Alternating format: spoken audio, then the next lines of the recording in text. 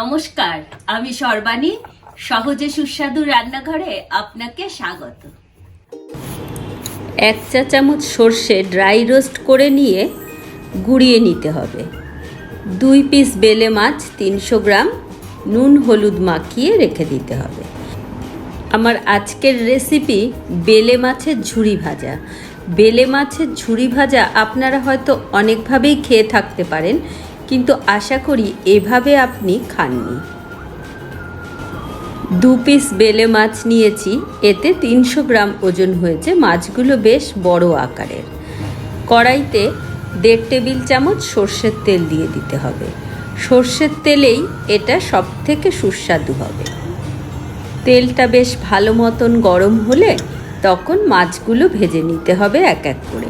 সব সময় হাই ফ্লেমে রেখে তেলটাকে খুব ভালো করে গরম করে নিয়ে মাছ ভাজতে হয়, তাহলে মাছ কড়াইতে লেগে যায় না আর ভেঙেও যায় না। এপিট ওপিট করে মাছটা বেশ ভালো করে কড়া করে ভেজে তুলে নিলাম।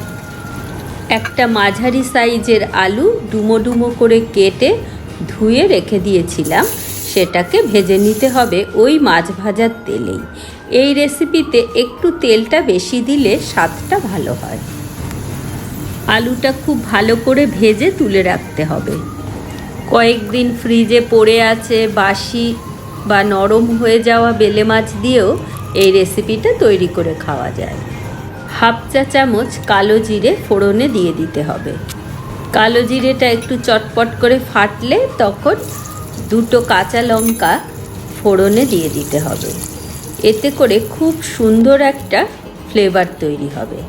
একটা বড় সাইজের পেঁয়াজ ভালো করে স্লাইস করে কেটে নিয়ে একটু চটকে নিতে হবে, তাহলে পেঁয়াজের বাইন্ডিংটা ছেড়ে যাবে আর ভাজাটা খুব ভালো হবে।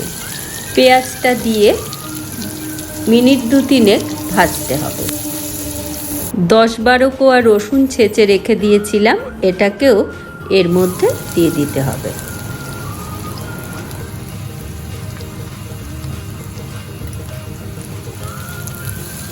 পেঁয়াজ রসুনের ভাজার একটা সুগন্ধ বেরোলে সেই ভেজে নেওয়া আলুটা দিয়ে দিতে হবে।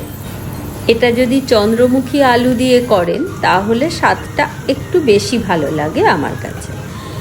নুন স্বাদ অনুযায়ী, হলুদ 1/2 চা চামচ,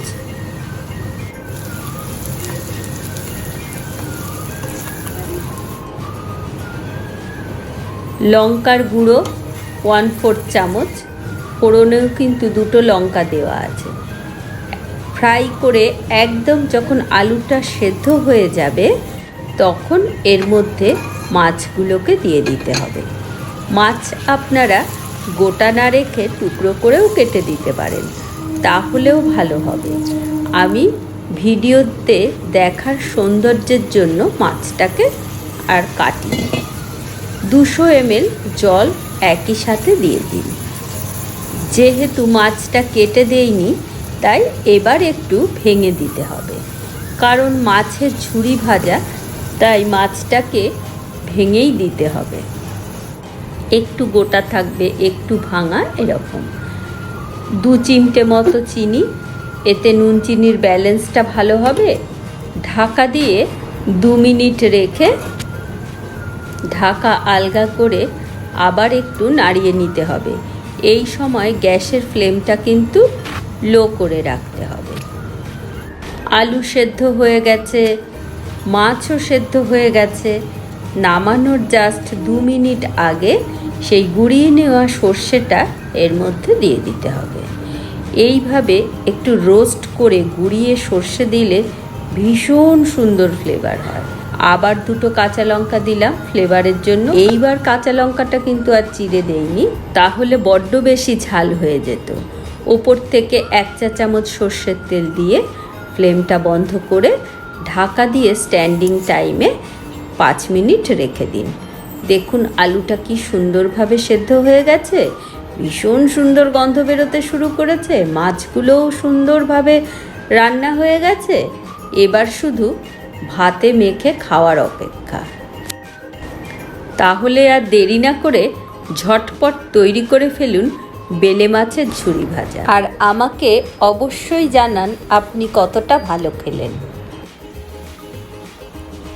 আমি ভীষণ কৃতজ্ঞ আপনার প্রতি। আপনি ভালোবেসে আমার রেসিপিগুলো দেখছেন, লাইক, শেয়ার এবং সাবস্ক্রাইব করছেন। ধন্যবাদ।